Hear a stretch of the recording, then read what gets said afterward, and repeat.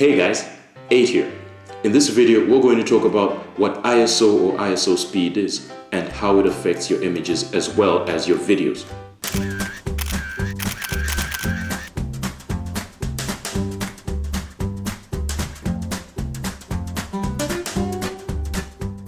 On a very basic level, a camera works by letting light through a hole, that is the lens, onto a light-sensitive medium called a sensor.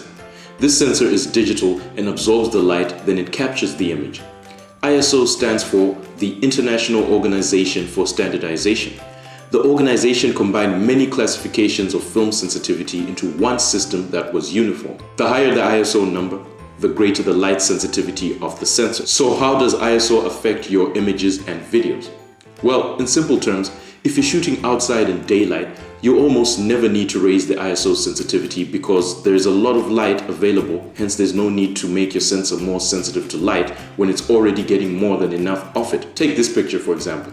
This is shot at f3.5 with a shutter speed of 1/40th of a second. The ISO is set to 200. In the second image, I made sure the zoom level, aperture, and shutter speed were kept constant with only the ISO changing. This is shot at ISO 3200. The effect of changing the ISO is obvious. In the second picture, the sensor is more sensitive to light and therefore absorbs more of it, creating a much brighter image. Where ISO becomes very useful is in low light situations. To get the right exposure, you can change your aperture, which controls the size of the opening with which light will pass. You can also change shutter speed, which controls the amount of time that the opening will remain open. A slow shutter speed will yield a brighter image, but things will be blurry, and usually a low aperture alone is not enough to get the right exposure in a dark setting. This is where you need ISO. By raising the sensitivity, you can get the desired exposure in your shot.